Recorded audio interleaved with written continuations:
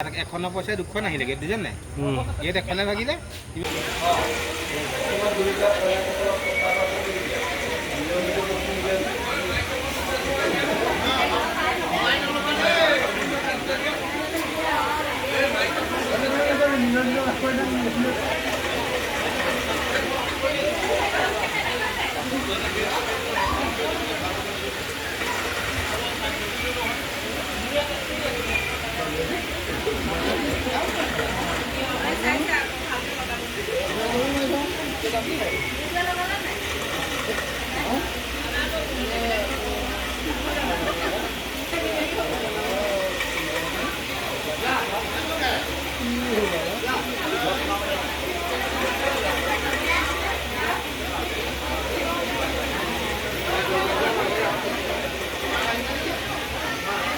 Hello.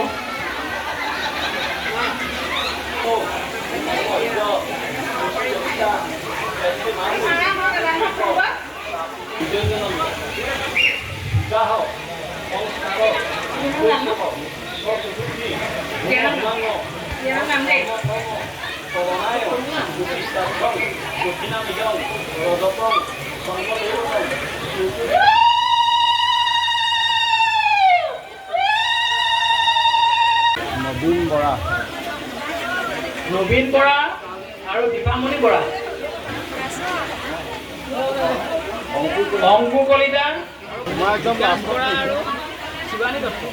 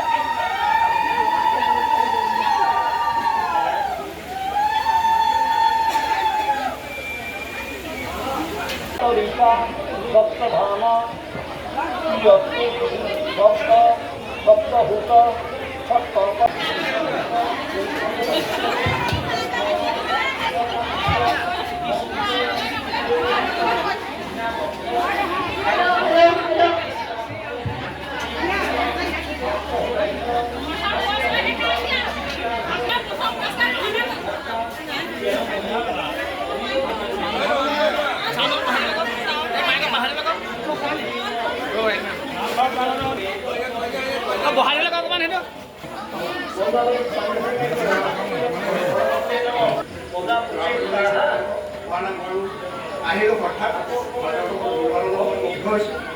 ভৱিষ্যত উজ্জ্বল হওক তাৰে কামনে তুলসীৰ সৈতে মোৰ ঢেকীয়া ঘৰ এতিয়া এয়া মোৰ ডাঙৰ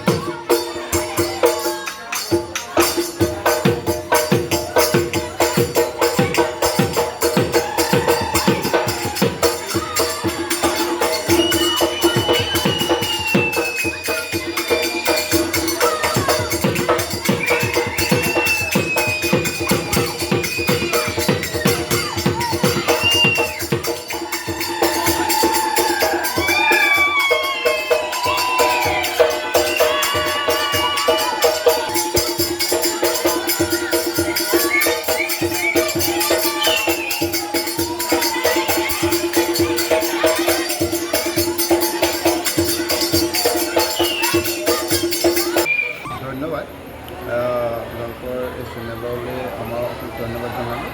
আৰু লগতে এইটো কোৱা হৈছে যে এতিয়া সৰ্বসাধাৰণতে দেখা যায় যে কিবা গান বাজনা বা কিবা বেলেগ হেৰিখিনি কৰা হয়, কিন্তু আমাৰ যিখিনি সৰ্বসাধাৰণ যেনে অতীজৰ ঐতিহ্য আছিলে ধৰক ঢোল বাদ্য বা হেৰি সেইখিনিৰ ওপৰত আমি গুৰুত্ব দিয়াৰ কাৰণে আমি যাতে অনুষ্ঠানটো খুব গহীন হয় সেইকাৰণে আমি ঢুলীয়া মাতিলোঁ।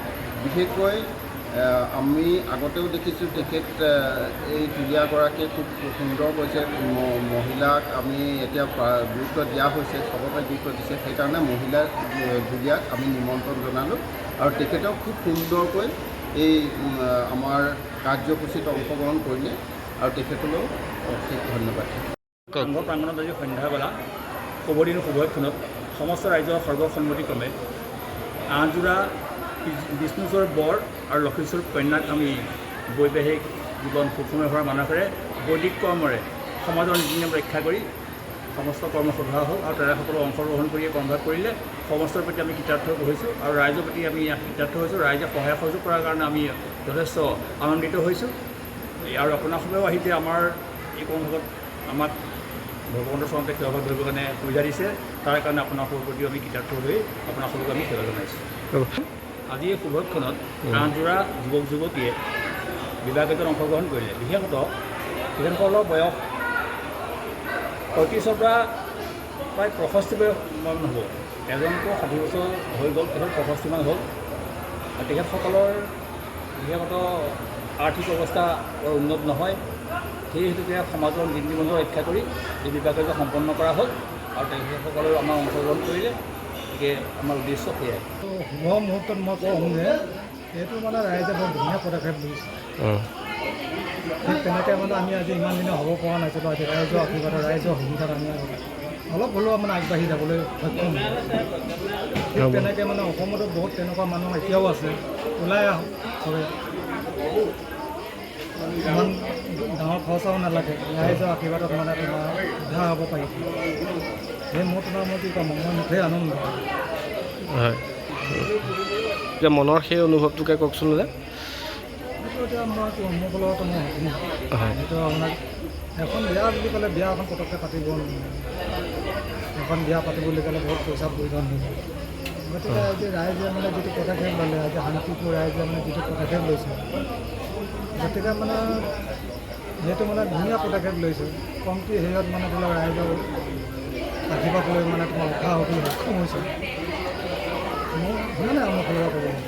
ইয়াত কৰ্ম কৰি বহুত আমি ভাল পাইছোঁ। ৰাইজে আমাক নিমন্ত্ৰণ কৰিছিলে আৰু যোনখিনি কৰ্ম ৰাইজে কৰা হৈছে ইমানেই ভাল হৈছে যিহেতু শলাগ মানে ল'বলগীয়া আৰু ইয়াত যোনখিনি ধৰক দৰা কন্যা আছে তেওঁলোকৰ যোনখিনি ধৰক প্ৰায়খিনি এতিয়া মানুহৰ যোনখিনি ধৰক আৰ্থিকভাৱে বহুত দুৰ্বল, সেই দুৰ্বল মানুহখিনি ইয়ালৈকে আহিছে, মানে ধুনীয়া সংস্কাৰ হেৰি কৰি মেলি ধুনীয়াকৈ বিয়া দিছে আৰু ধৰক যাৰ ঘৰত একো নাই সেই তেওঁলোকে এইটো বহুত মানে সুখী হৈছে, কাৰণ এই বস্তুটো কৰোঁতে আজিকালি বহুত টকা পইচা খৰচ হয়। ইয়াত সমূহ ৰাইজে মিলা প্ৰীতি কৰি পেলি এই কামটো কৰিছে কাৰণে আমি বহুত সুখী আৰু আমি ইয়াত মন্ত্ৰৰ দ্বাৰা কৰি মেলিও বহুত মানে ভাল পাইছোঁ কৰিছিলে আগতে কৰিছে নহয় বেলেগত কৰি আজি 8 পৰম্পৰাখিনি মানে ৰাইজেও ইয়াত আপোনাৰ সহযোগ কৰিছে। ৰাইজৰ দ্বাৰা যোনখিনি সহযোগ হৈছে আমি খুবেই সন্তুষ্ট হৈছোঁ। ইয়াত আপোনাৰ কোনো বস্তু ধৰক দিগদাৰ নাই হোৱা, যোনজনে আমাক দৰকাৰী বস্তুখিনি প্ৰয়োজনৰ কাৰণে সেইখিনি যা যোগাৰ কৰি দিছে মানে আৰু যোনখিনি ধৰক খৰিৰ পৰা আদি কৰি ঘূৰিৰ পৰা আদি কৰি গোটেই বস্তুখিনি পৰিৱৰ্তন হৈছে, ভালকৈ হৈছে আৰু দৰা কন্যা মানে 8যোৰা আছিলে চব লৈ পেলাই তেওঁলোকেও খুব সুখী হৈছে আৰু ৰাইজলৈ আমি এইটোকে কওঁ যাতে যোনবোৰ দিন এতিয়া ধৰক আহি আছে সেইবোৰ দিনতো ভালদৰে কৰিব পাৰে আৰু